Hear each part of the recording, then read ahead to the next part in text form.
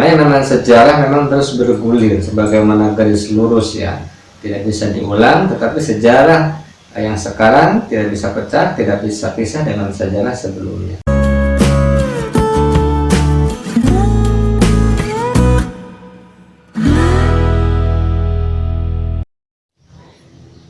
Assalamualaikum warahmatullahi wabarakatuh. Apa kabar semuanya, sahabat-sahabat sehat, sahabat-sahabat yang semangat, dan tentu sahabat-sahabat yang tidak akan melupakan sejarah. Karena dengan belajar sejarah kita akan belajar dari sejarah. Di kesempatan ini kita akan bincang-bincang lagi tentang Daulah Mamluk ya. Setelah kemarin kita mencoba mendeskripsikan bahwa Daulah Mamluk itu ya yang menjadi penyeimbang atau mungkin yang menjadi pengawal ya transisinya dari Daulah Ayyubiyah ke Daulah Mamluk adalah Syajarat Ad-Dur atau Syajarat Dur gitu ya. Nah, sekarang kita akan bincang-bincang lagi kelanjutannya tentang sejarah awal Daulah Mamluk. Kalau kita mendengar Daulah Mamluk, tentu yang pertama yang harus kita pahami adalah dari aspek kronologisnya, bahwa Daulah Mamluk ini berkuasa sejak tahun 1250 Masehi ya sampai 1517-an Masehi. Nah, jadi di rentang waktu yang lumayan cukup panjang ini ternyata ada dua periode atau dua babak besar Daulah Mamluk ya. Maka dalam sejarah dikenal dengan ada Daulah Mamluk Bahari, ada Daulah Mamluk Burji gitu ya. Jadi ada Bahri, ada Burji. Nah, Bahri ini periode awal, nah Burji ini periode akhir, sampai akhirnya nanti menjadi di bawah kekuasaannya Turki Utsmani. Nah, kan begitu ya. Nah, sekarang coba kita deskripsikan, kita bedah. Sebenarnya apa sih yang menjadi dasar ada dua istilah Bahri dan Burji ini ketika kita bicara tentang Daulah Mamluk? Minimal ada tiga aspek yang membedakan antara Daulah Bahri ya dan Daulah Burji. Jadi Mamluk Bahri dan Mamluk Burji. Yang pertama perbedaannya dari aspek penamaan yang sekaligus nanti diambil dari penempatannya mereka gitu ya. Jadi yang pertama perbedaannya, kalau dinasti Mamluk Bahri itu kan bahar ya, seolah-olah sebuah lautan begitu. Karena memang posisi mereka ditempatkannya di pinggiran-pinggiran lautan atau di pinggiran-pinggiran sepanjang Sungai Nil begitu. Para sejarawan ada yang mengistilahkan mereka berada di tempat yang namanya Raudhah ya, sekitar sepanjang Sungai Nil, maka disebut dengan Mamluknya Mamluk Bahri. Nah, sedangkan Mamluk Burji atau Burji itu kan berarti kan seperti apa ya, seperti mungkin benteng dan seterusnya ya, sejenisnya lah. Karena memang Mamluk Burji itu ditempatkannya di benteng-benteng ya, di dataran-dataran yang bisa memantau pergerakan musuh yang datang, maka dikenal dengan Mamluknya Mamluk Burji. Jadi itu satu dari aspek penempatan mereka, maka namanya ada Bahri, ada Burji. Nah, yang kedua dilihat dari etnis mereka. Kalau Mamluk Bahri itu mayoritas berasal dari Turki dan Mongol. Nah, kan beda ya. Nah, sedangkan Mamluk Burji itu dia di luar dari Turki dan Mongol. Walaupun nanti ada pengecualian, tapi secara mayoritas seperti itu. Itu yang membedakannya kenapa ada Burji, ada Bahari ya. Nah, kemudian yang ketiga dari aspek bentuk pemerintahannya ya, terutama dari suksesi kepemimpinan. Kalau Mamluk Bahri lebih berorientasi kepada sistem suksesi kepemimpinannya yang sistemnya murni monarki. Jadi kekuasaan turun temurun begitu ya. Jadi turun temurun ya. Nah, sedangkan Mamluk Burji ini lebih egaliter lagi, lebih ada kebebasan gitu ya. Jadi siapa yang berhak, yang punya kompetensi untuk memimpin menjadi seorang sultan itu dipersilahkan. Itu dalam kondisi periode Mamluk Burji. Memang semuanya ada kelebihan, ada kekurangannya ya. Misalnya saja ketika sistemnya sistem monarki hereditaris langsung gitu seperti pada masa Mamluk Bahri, tentu kelebihannya suksesi kepemimpinan itu sudah jelas ya, sudah jelas. Jadi tidak akan lagi diambil atau diperebutkan oleh orang lain. Itu keuntungannya atau sisi positifnya. Nah, sisi positifnya ketika Mamluk Burji yang sistemnya egaliter, tentu aspek positifnya menjadi terbuka sehingga tidak ada nepotisme di situ kan, terbuka. Jadi siapapun yang punya kompetensi di bidang kepemimpinan, memimpin kaum muslimin, maka akan menjadi seorang sultan. Nah, itu aspek positifnya. Cuma ternyata secara suksesi kepemimpinan sultan di Mamluk Burji yang cenderung egaliter juga ada aspek negatifnya. Aspek negatifnya apa?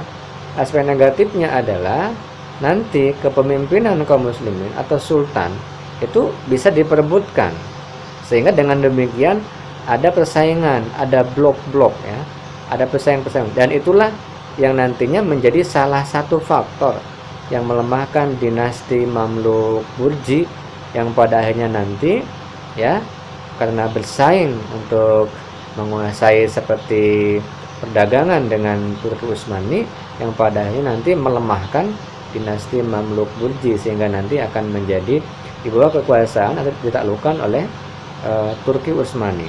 Nah, ini beberapa hal yang bisa kita deskripsikan untuk menambah wawasan kita. Kenapa sih ada istilah Mamluk Bahri dan juga ada istilah Mamluk Burji. Nah, jadi sampai di sini kita bisa menyimpulkan bahwa ternyata dalam sejarah itu tidak lepas dari aspek biografis, kronologis, dan juga aspeknya geografis ya. Secara biografis mesti ketokohannya itu muncul, karena sejarah harus seperti itu. Ketika aspeknya aspek kronologis, maka hitungan waktu, tahun, dan seterusnya itu menjadi sebuah hal yang sangat penting, signifikan dalam sejarah. Dan ketika ada istilah secara geografis, berarti wilayah atau tempat menjadi salah satu hal penting juga dalam sejarah.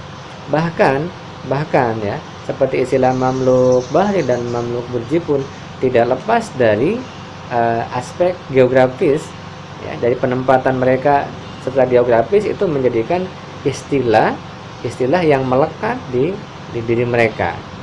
Nah, ini poin-poin pentingnya ketika kita berbincang-bincang tentang Daulah Mamluk. Nah, tentu nanti kelanjutan dari ini kita akan melihat bagaimana sih peradaban Islam pada zaman dinasti Mamluk, baik itu Mamluk Bahri maupun Mamluk Burji, dan itu semuanya adalah dalam rangka memajukan peradaban Islam. Ya, kita tahu bahwa sebuah peradaban dibangun itu juga hasil konsolidasi dari pembangunan sebuah kedaulatan negara gitu. Kalau kita istilahkan seperti sekarang ya, kedaulatan negara. Misalnya pada zaman Nabi Muhammad membangun kedaulatan di Madinah, itu banyak tantangan dan hambatan rintangan sampai akhirnya nanti Madinah dan Mekah bisa diintegrasikan di sebuah kedaulatan setelah adanya Fathu Makkah itu tentunya. Nah, kemudian begitupun pada masa Daulah Umayyah pun membangun kedaulatan dan membangun sebuah peradaban Islam tidak lepas dari tantangan dan rintangan. Begitupun nanti dinasti Abbasiyah, sampai dinasti Ayyubiyah ya, kemudian dinasti Mamluk ini. Nah, dinasti Mamluk ini ya, kalau kita lihat, kita bandingkan dengan dinasti yang ada, maka paling tidak di akhir-akhir periode kekuasaan Daulah Abbasiyah itu kan ada tiga kesultanan kecil kalau kita katakan ya. 3 kesultanan kecil yang eksistensinya sangat diperhitungkan gitu kan. Ya, kita tahu di periode ketiga Daulah Abbasiyah sudah dikuasai oleh dinasti Buwaihi ya, dari Persia. Kemudian pada masa periode keempat dinasti Seljuk ya, yang etnisnya etnis Turki kan. Nah, maka kalau begitu bisa kita gambarkan nih, ada 3 eksistensi yang mempengaruhi kekuasaan Daulah Abbasiyah di akhir, yaitu dinasti Buwaihi ya, Seljuk, dan kemudian sekarang Mamluk. Nah, masing-masing mewarnai peradaban Islam saat itu. Tetapi tentu yang menonjol adalah nanti adalah selain dinasti Ayyubiyah yang sudah kita bicarakan di pekan-pekan yang lalu. Tentu kita sekarang membicarakannya adalah Daulah Mamluk yang nantinya juga akan mendongkrak peradaban Islam, khususnya peradaban Islam yang berada di Mesir gitu, sebagai simbol ya, mewakili peradaban Islam di berbagai wilayah. Bahkan pentingnya kita bicara dinasti Mamluk atau Daulah Mamluk ini tentu ketika nanti Daulah Mamluk berhadapan dengan bangsa Mongol ya. Jadi di ujung pembelajaran ini coba kita adakan overview sedikit bahwa ketika tahun 1250-an sekian Masehi Baghdad itu jatuh ya oleh bangsa Mongol pimpinan Hulagukan. Nah, Hulagukan kan tentu berekspansi lagi ke berbagai wilayah dan Mesir menjadi sasaran utamanya juga. Nah, sehingga saat itu Mesir dikuasai oleh Daulah Mamluk, kemudian dikasihlah surat peringatan bahkan mungkin ancaman untuk takluk kepada bangsa Mongol. Tetapi saat itu Daulah Mamluk menolak untuk takluk kepada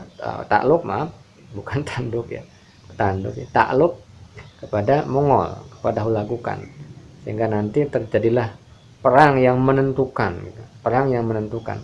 Dan dalam sejarah bangsa Mongol kekalahannya oleh Daulah Mamluk yang sebelumnya trending topiknya mesti